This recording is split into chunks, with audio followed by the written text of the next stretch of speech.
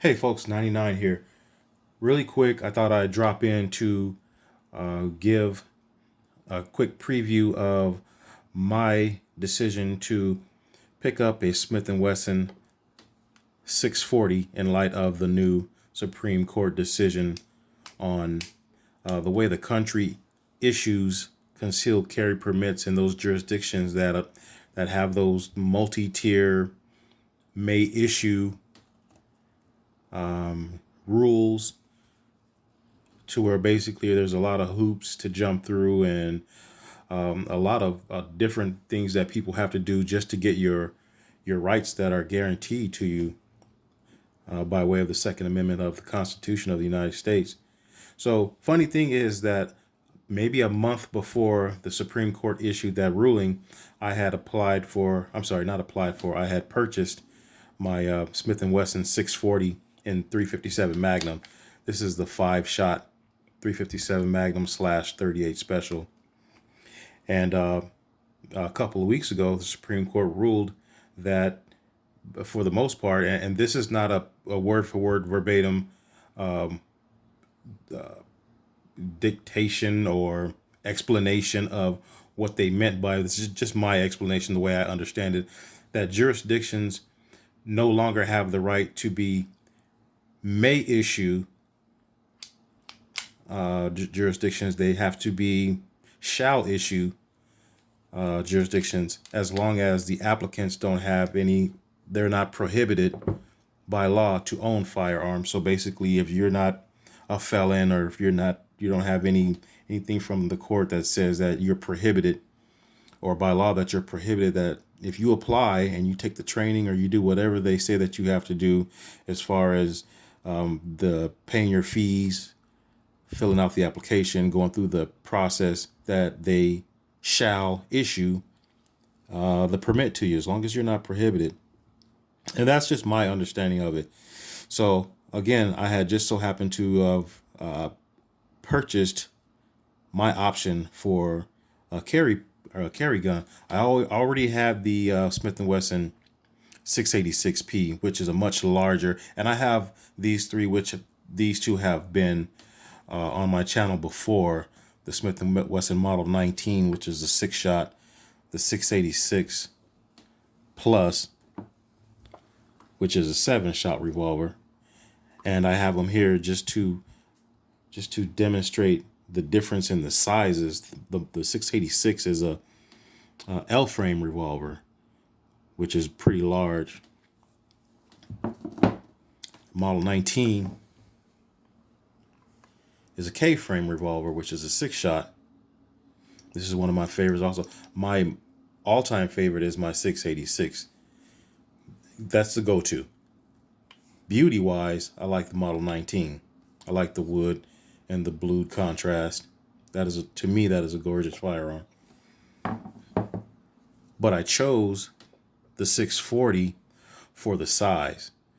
Now, I'm not the kind of person that needs a large, flashy firearm. This is just in case if something happens. But I also, in carrying it day to day, want to make sure it's I don't want to feel it on my hip. It's a very light firearm. I think something happened to my light there. It's a very light firearm, and I want this to be able to be put away on my person. So I also picked up a Tagua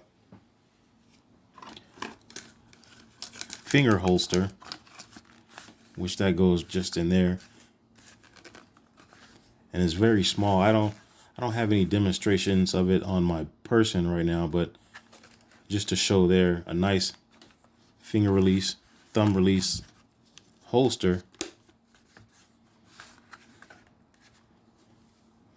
is what I chose. So that's my rig for my personal carry. Just to mention, on the permit, I believe you have up to 6 options that you can have on your permit. I did put the 686 on the permit also, which I purchased. I just looked on Etsy and found a holster for the 686. So if I had to carry the larger one and I felt like I needed the power or the capacity, I could carry the 686, but I think day to day, I probably would not. The Model 19 won't even be on there. This one, I don't want to endure the holster wear on the muzzle and the day to day banging it up and the problems that it would go through just to be carrying it around and the nicks and dings and things like that. The 640, it is what it is. This is what I'll be using to tuck away outside the waistband. That's an outside the waistband paddle thumb release holster. It was only about $50 or so, a little less than that. So small, light, out of the way. It is only 5 shots, but I trust the 357 Magnum round, which will be carrying a hollow point.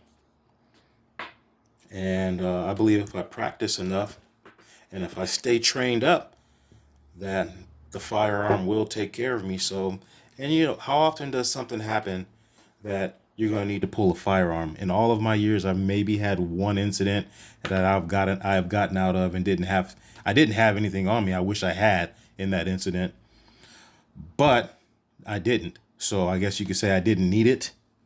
And hopefully I won't ever have to. But if I do believe that 5 shots of the 357 Magnum could save my life.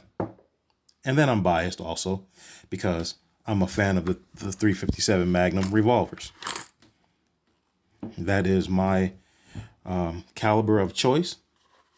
I do have the autoloader pistols, the 9mm, which is also on the permit application. If I needed to carry that one, that is a 10-round magazine pistol. But I think for the most part, I will be carrying the small 640, and that's just my choice, my preference. You may feel different. Let me know down in the comments why and if you do. But that is just my choice. And I just wanted to share that with the folks out there in the community, the 2A community. Let me know what you think. And how do you feel about the Supreme Court ruling? I think a lot of us are happy about it. Thanks, folks. Respect the working class.